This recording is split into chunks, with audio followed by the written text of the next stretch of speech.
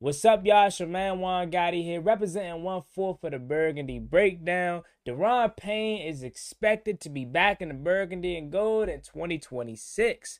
Let's talk about it.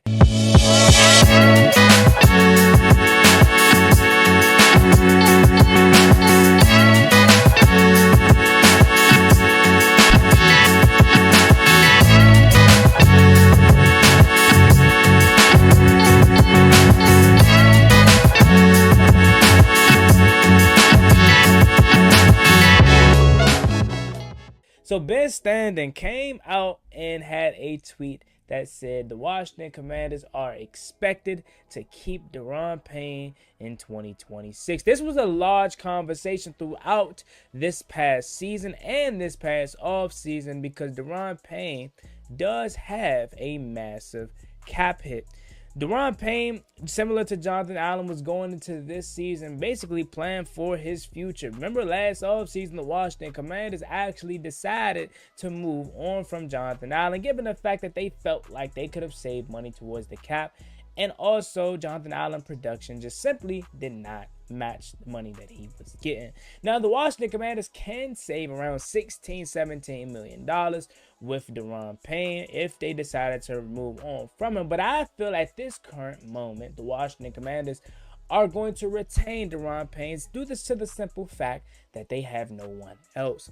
Do I think Washington, Adam Peters, the front office, Dan Quinn, would they love to move on from Daron Payne? Yeah, I think they would, because let's call it what it is. Since that 2022 season, Daron Payne has not lived up to that contract extension. Remember, 2022, he had that 11.5 sack season. We thought he burst onto the scene.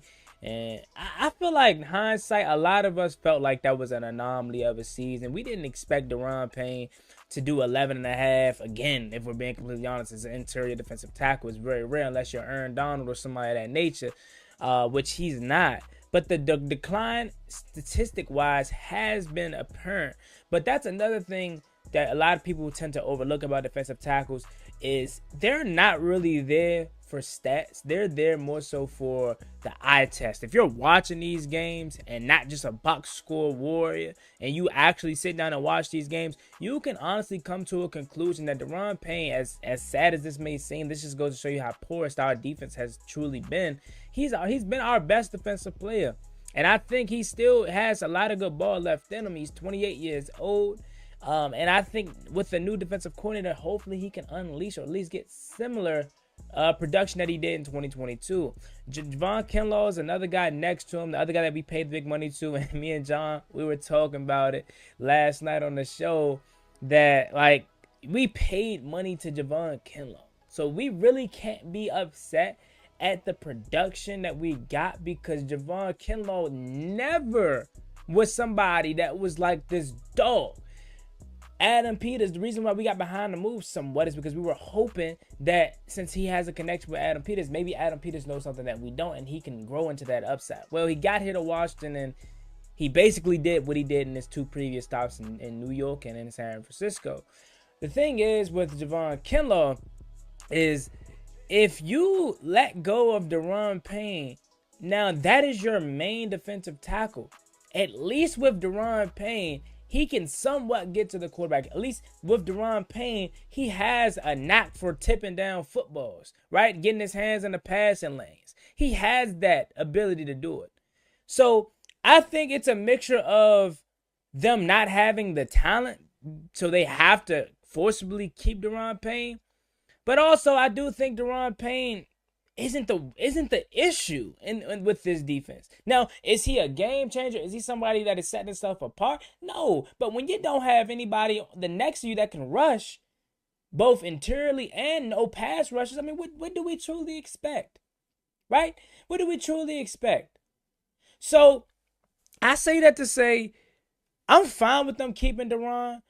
It's still not set in stone because he could be a post-June 1 cut and could potentially save money towards the cap as well. But as it speaks, he could be roughly about, according to this report here, that Daron Payne carries over a $28 million cap hit for the next season. So it's a touchy subject because on one hand, I can understand by getting rid of him, he's not producing well, so he's making too much money for somebody that's not truly producing how we would want. But at the same time, you let him go, you have nobody. So the only hope is you really can trade him this offseason. But who's going to want to trade for that? And he truly hasn't been anything for us since 2022, statistic wise. Now, us watching these games, they don't really take into account the hurries, the QB pressures, the batted balls, and I'm not even saying he's been crazy good in that department, but that's what he's really known for. They don't take that into account when you're trading. They want to see how many sacks is this guy getting, how many tackles for loss is this guy getting, is he being a menace in the quarterback space internally, how is he stopping a run? So I don't see anybody wanting to trade for Daron Payne, which ultimately is going to curry back to us having to keep him. And I'm cool with that. I'm fine with that. If this doesn't work out, then you can finally move on from him next year. Cut your ties losses. Hey, thank you, Daron, for 9 years of great service. At that point, it'd be 9. See, the thing with Jonathan Allen and what made it so easy for Jonathan Allen to go is he has never been like this dog, right? Like, I know a lot of people love Jonathan Allen. He has the mentality that we want, you know what I'm saying, that we wanted at that time. But I'm talking about per dog on the field. Like, Daron Payne had a dog-ass season in 2022. So at least he can bank his head on that. And we always knew Daron Payne was the better of the two. Rhymin accidentally did, but that's what I bring to the Burgundy breakdown, the lyricist. You know what I'm saying? But Jonathan Allen was never looked at as like a beast inside and get to the quarterback. He had 7.5 sacks, and then Ron Rivera decided to give him a contract extension, and he never lived up to it. So his final year in Washington, we're like, we're not about to keep paying this guy if he's not doing anything but running his mouth in post-game interviews. He's tired of losing. He basically saying that he wants out, right? Okay. And he tears his pec in the final year of his tenure in Washington. Didn't really do much. So he's gone. See, I think Daron Payne has a little bit more leeway. And I think Daron Payne is ultimately more talented and better.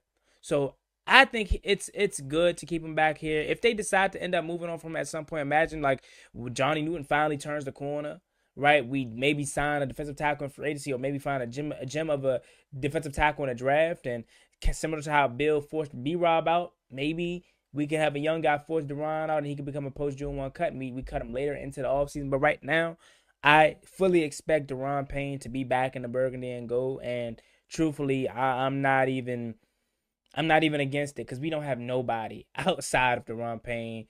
Johnny Newton has not panned out up until this point. I mean, what are we going to go with? Ricky Barber and Sheldon Day and Carl Davis and those guys? No. So allow Javon Kinlaw and Daron Payne to work it out again in year 2 of their duo-ness. And I think if you get some pass rushers help, then that could probably open up for both of those guys to be animals. But that being said, as always, being boy Juan Gotti representing the Burgundy breakdown. Make sure you guys subscribe to our channel, turn on post notifications, and leave your comments down below. I catch y'all when I catch y'all. Y'all be easy. I'm out. Brr.